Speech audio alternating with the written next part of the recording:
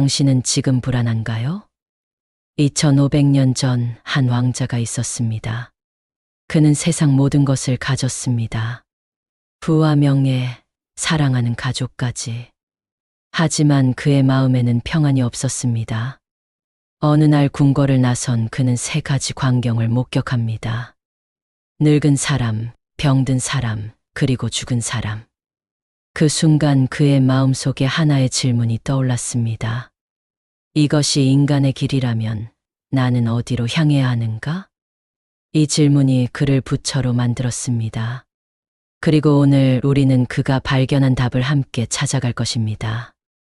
여러분의 불안을 끝낼 5가지 진리. 지금부터 시작합니다. 괴로움이 나쁜 것이 아니라면, 오히려 그것이 깨달음의 문이라면? 시다르타 왕자는 29세에 궁궐을 떠났습니다. 그가 본 것은 단순한 고통이 아니었습니다. 그것은 인간 존재의 근본적인 조건이었습니다. 늙음, 병듦, 죽음. 이 세 가지는 누구도 피할 수 없는 현실이었습니다. 그날 밤, 그는 잠들지 못했습니다. 궁궐의 화려함도 아름다운 아내와 갓 태어난 아들도 그의 마음을 채우지 못했습니다. 왜냐하면 그는 알아버렸기 때문입니다. 이 모든 것이 언젠가는 사라진다는 것을. 부처님의 첫 가르침 일체계고. 모든 것은 괴로움이다. 이 말을 듣고 많은 사람들이 오해합니다. 불교는 비관적이고 우울한 종교라고. 하지만 이것은 절망의 선언이 아닙니다. 진실의 직시입니다. 잠깐 여러분께 질문하겠습니다. 지금 여러분이 가장 두려워하는 것은 무엇인가요? 5초만 생각해 보세요. 그 두려움, 그 불안의 뿌리를 찾아보면 결국 하나입니다. 변하는 것을 붙잡으려는 마음. 사랑하는 사람이 떠날까봐, 젊음이 사라질까봐, 가진 것을 잃을까봐. 우리는 흐르는 강물을 손으로 움켜쥐려 합니다. 그럴수록 물은 손가락 사이로 빠져나가고 우리는 더 세게 쥐려 합니다. 괴로움은 외부에서 오지 않습니다. 그것은 영원히 변치 않기를 바라는 우리 마음에서 옵니다. 부처님은 이것을 6년의 고행 끝에 깨달았습니다. 고행으로는 답을 찾을 수 없었습니다. 몸을 괴롭혀도 마음의 불안은 사라지지 않았습니다. 그러다 보리수 아래 앉았을 때 그는 다른 방식을 택했습니다. 도피하지 않고 억누르지 않고 그저 바라보았습니다. 이 괴로움은 무엇인가? 어디서 왔는가? 그 순간 놀라운 일이 일어났습니다. 괴로움을 바라보는 순간 그것은 힘을 잃기 시작했습니다. 마치 어둠 속에 빛을 비추면 어둠이 사라지듯이. 그릇이 가득 차면 새 물이 들어오지 않습니다. 마음이 욕망과 집착으로 가득하면 평안이 들어올 자리가 없습니다. 부처님은 말씀하셨습니다. 비우라. 그러면 채워진다. 불안을 없애려 애쓰지 마세요. 그 불안을 있는 그대로 바라보세요. 아, 지금 내가 불안하구나. 이 알아차림 하나면 충분합니다. 그 순간 불안은 이미 당신의 적이 아닙니다. 괴로움은 벌이 아닙니다. 그것은 깨달음으로 초대하는 문입니다. 그 문을 열 준비가 되셨나요? 그렇다면 이제 더 깊은 질문을 던져야 합니다. 이 불안은 대체 어디서 오는 걸까요? 당신의 불안이 실은 불타고 있는 것이라면, 그리고 그 불을 끌 수 있다면? 부처님은 불안을 불에 비유하셨습니다. 첫 번째 불, 탐욕의 불. 더 가지고 싶은 마음. 두 번째 불, 성냄의 불. 내 뜻대로 되지 않을 때 일어나는 분노. 세 번째 불, 어리석음의 불. 진실을 보지 못하는 무지. 이 세 가지 불길이 우리 마음을 태웁니다. 그리고 그 연기가 바로 불안입니다. 실제로 부처님 당시 인도에는 불을 숭배하는 종교가 있었습니다. 어느 날 부처님은 1000명의 불을 숭배하는 수행자들 앞에서 설법하셨습니다. 역사에 남은 유명한 불의 설법입니다. 모든 것이 불타고 있다. 눈이 불타고, 귀가 불타고, 마음이 불타고 있다. 무엇으로? 탐욕의 불, 성냄의 불, 어리석음의 불로. 잠깐, 지금 당장 실험해 볼까요? 여러분이 최근에 정말 갖고 싶었던 것을 떠올려 보세요. 그것을 손에 넣었을 때 기뻤나요? 그렇다면 그 기쁨은 얼마나 갔나요? 아마 며칠, 길어야 몇 주였을 겁니다. 그리고 다시 새로운 것이 눈에 들어왔을 겁니다. 이것이 욕망의 본질입니다. 욕망은 채울수록 더 커집니다. 목마름은 물로 잠시 해소되지만 다시 갈증이 옵니다. 하지만 여기서 중요한 것이 있습니다. 부처님은 욕망을 없애라고 하지 않으셨습니다. 그것은 불가능하기 때문입니다. 우리는 인간입니다. 욕망은 생존의 본능입니다. 대신 부처님은 이렇게 말씀하셨습니다. 그 불길을 바라보라. 욕망을 억누르면 어떻게 될까요? 내면의 그림자가 더 커집니다. 마치 공을 물속에 누르면 누를수록 더 강하게 튀어오르듯이. 하지만 그 욕망을 있는 그대로 관찰하면 놀라운 일이 일어납니다. 욕망의 실체가 보이기 시작합니다. 아, 이것은 광고 때문에 생긴 욕망이구나. 아, 이것은 남과 비교하면서 생긴 욕망이구나. 그 순간 욕망은 더 이상 나를 지배하지 못합니다. 수행자는 불안을 없애지 않습니다. 그 불안을 관합니다. 나는 지금 무엇을 두려워하는가? 이 질문을 던지는 순간 불안은 더 이상 적이 아닙니다. 그것은 나를 깨닫게 하는 스승이 됩니다. 한 제자가 부처님께 물었습니다. 스승님, 어떻게 하면 욕망에서 벗어날 수 있습니까? 부처님은 미소 지으며 말씀하셨습니다. 벗어나려 하지 마라. 그것을 알아차려라. 알아차림이 곧 자유다. 욕망의 불길을 지혜로 바꿀 때 그 불안은 나를 태우지 않고 내 마음을 밝히는 등불이 됩니다. 그런데 말입니다. 이 불안, 이 욕망은 대체 어디서 오는 걸까요? 나라는 존재는 무엇이길래 이렇게 불안해하는 걸까요? 당신이 존재하지 않는다면, 아니, 당신이 생각하는 당신이 착각이라면? 부처님이 깨달음을 얻은 그날 밤, 그가 본 것은 무엇이었을까요? 그것은 이 우주의 작동 원리였습니다. 이것이 있으므로 저것이 있고, 이것이 없으면 저것도 없다. 이것을 연기법이라고 합니다. 잠깐 쉽게 설명해 드리겠습니다. 지금 여러분 앞에 꽃 한 송이가 있다고 상상해 보세요. 이 꽃은 어떻게 피었을까요? 씨앗이 있었습니다. 흙이 있었습니다. 물이 있었습니다. 햇빛이 있었습니다. 공기가 있었습니다. 시간이 흘렀습니다. 농부가 씨를 뿌렸습니다. 이 중 하나라도 없었다면 꽃은 피지 못했습니다. 그렇다면 이 꽃은 무엇입니까? 씨앗입니까? 흙입니까? 물입니까? 아니면 농부입니까? 답은 모든 것이고 아무것도 아니다입니다. 꽃은 독립적으로 존재하는 것이 아니라 수많은 조건이 만나서 잠시 나타난 현상입니다. 이제 질문을 바꿔보겠습니다. 그렇다면 나는 무엇입니까? 우리는 보통 생각합니다. 나는 나다. 변하지 않는 나라는 존재가 있다. 하지만 부처님은 이것이 가장 큰 착각이라고 하셨습니다. 10년 전의 당신을 떠올려 보세요.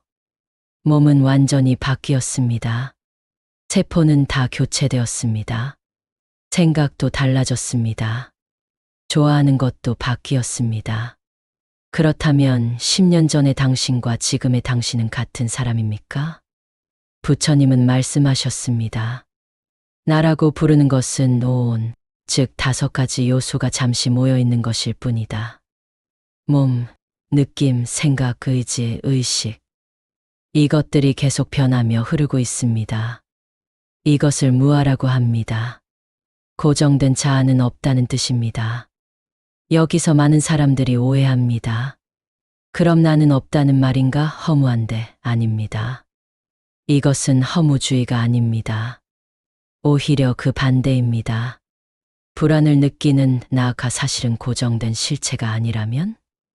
그냥 지나가는 생각의 패턴이라면 그렇다면 불안도 나의 것이 아닙니다.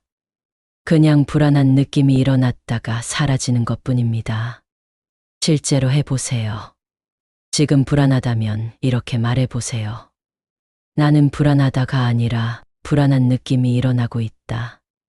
느껴지시나요? 이 미묘한 차이가 엄청난 자유를 가져옵니다. 한 제자가 물었습니다. 스승님, 그럼 죽으면 나는 어떻게 됩니까? 부처님은 대답하셨습니다. 사라질 나가 애초에 없었다. 다만 조건들이 흩어질 뿐이다. 파도를 보세요. 파도는 일어났다 사라집니다. 하지만 바다는 그대로입니다. 우리의 불안도 그렇습니다. 파도처럼 일어났다 사라질 뿐입니다. 그 파도를 바라볼 수 있다면 우리는 파도에 휩쓸리지 않습니다. 자, 이제 실천의 문제입니다. 이 진리를 어떻게 일상에서 경험할 수 있을까요? 생각을 멈추지 않고도 자유로워질 수 있다면, 지금 당장 시작할 수 있다면? 부처님께서 제자들에게 물으셨습니다. 너희는 숨을 쉬고 있느냐? 제자들이 대답했습니다.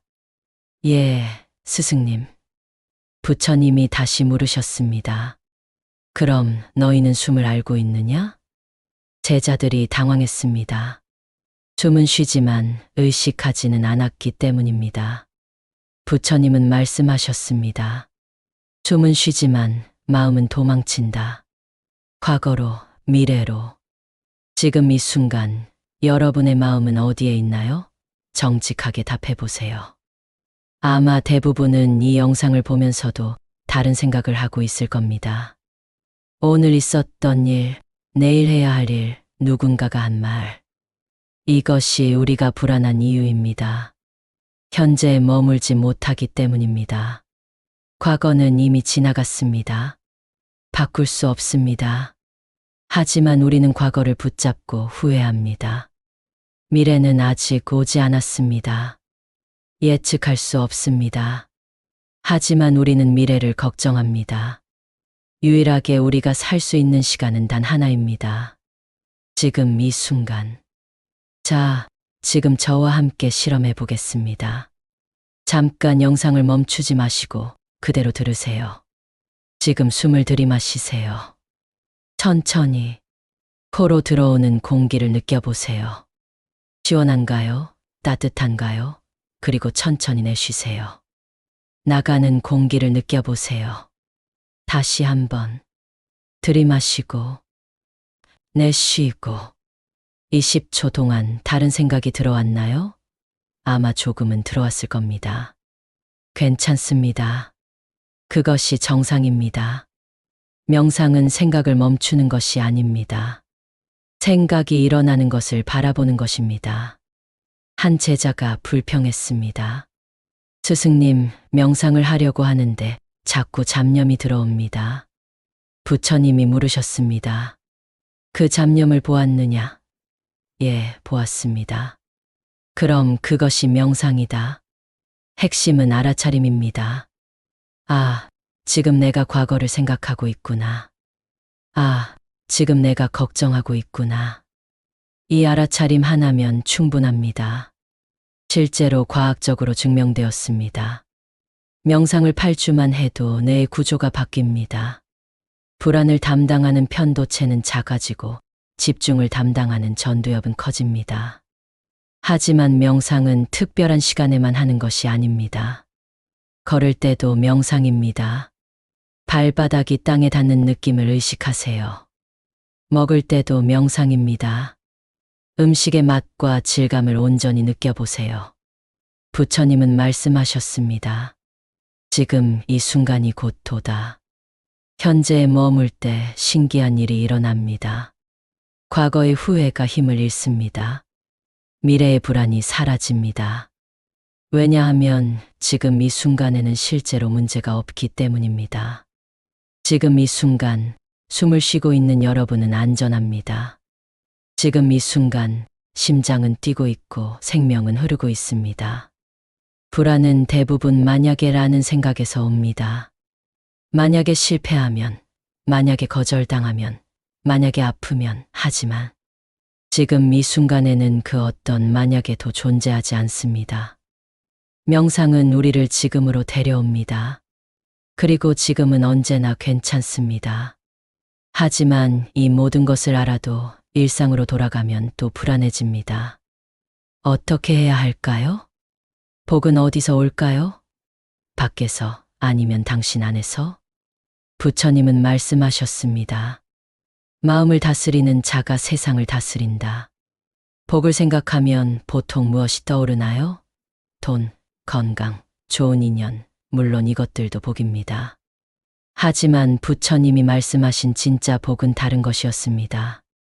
한 부자가 부처님을 찾아왔습니다. 스승님, 저는 모든 것을 가졌습니다.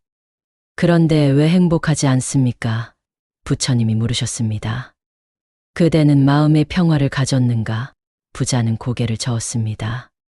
부처님은 말씀하셨습니다. 세상의 모든 것을 얻어도 마음이 불안하면 그것은 복이 아니다. 아무것도 없어도 마음이 평온하면 그것이 진짜 복이다. 진짜 복은 마음의 고요함입니다.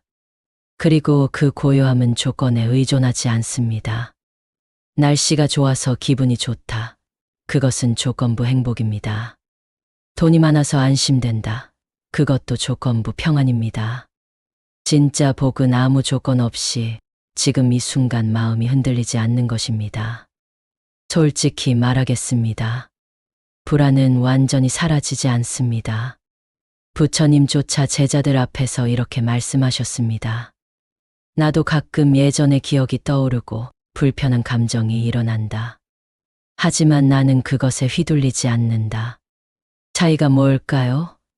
깨달은 사람과 그렇지 않은 사람의 차이는 불안이 없는 게 아닙니다. 불안을 대하는 태도가 다릅니다. 보통 사람은 불안이 오면 저항합니다. 안 돼, 불안하면 안 돼. 그럴수록 불안은 커집니다. 마치 손가락에 가시가 박혔을 때 만지면 만질수록 더 아픈 것처럼. 하지만 깨달은 사람은 이렇게 합니다. 아, 불안이 왔구나. 잠시 머물다 가거라. 그러면 불안은 한참 머물다가 스스로 떠납니다. 실제로 해보세요. 다음에 불안이 올 때 이렇게 말해보세요. 이 또한 지나가리라. 이 한 문장이 얼마나 강력한지 아십니까? 이것은 2500년 동안 전해진 주문입니다. 솔로몬 왕의 반지에도 새겨져 있던 문장입니다. 좋은 일이 있을 때도 이 또한 지나가리라. 나쁜 일이 있을 때도 이 또한 지나가리라. 이 진리를 아는 순간 우리는 흔들리지 않습니다. 부처님의 마지막 말씀을 아십니까? 80세 죽음을 앞두고 제자들에게 하신 말씀입니다. 모든 것은 변한다. 게으르지 말고 정진하라. 변하지 않는 것은 없습니다. 젊음도 늙음이 되고 건강도 병이 되고 만남도 헤어짐이 됩니다. 하지만 그 변화 속에서 흔들리지 않는 마음을 가질 수 있습니다. 그 마음이 바로 복입니다. 외부 조건과 상관없이 스스로 평온할 수 있는 힘. 그것이 진정한 자유이고 진정한 행복입니다. 복은 외부에서 오지 않습니다. 복은 고요한 마음이 스스로 빚어내는 빛입니다. 오늘 이 영상을 보신 여러분, 이미 복의 씨앗을 심으셨습니다. 불안을 있는 그대로 바라보려는 의지, 그것이 바로 깨달음의 시작입니다. 2500년 전 부처님이 했던 그 질문으로 돌아가겠습니다. 이것이 인간의 길이라면 나는 어디로 향해야 하는가? 이제 우리는 답을 압니다. 도망치지 마세요. 현실을 있는 그대로 보세요. 욕망을 억누르지 마세요. 그것을 알아차리세요. 나를 지키려 하지 마세요. 나는 애초에 고정된 것이 아닙니다. 현재로 돌아오세요. 지금 이 순간이 전부입니다. 그리고 기억하세요. 이 또한 지나가리라. 불안은 사라지지 않아도 괜찮습니다. 그 불안을 바라볼 수 있는 눈이 생길 때 여러분은 이미 깨달음의 길 위에 있습니다. 마음이 고요하면 복이 머뭅니다. 그 고요함은 지금 여기에 있습니다. 부처님의 가르침은 복잡하지 않습니다. 깨어 있으라. 그것이 전부입니다. 오늘 하루 21번만이라도 의식해 보세요. 그 순간이 여러분의 수행입니다. 불안이 올 때 도망치지 말고 한 번만 바라보세요. 그 순간이 여러분의 깨달음입니다. 여러분 모두 평안하시길 바랍니다.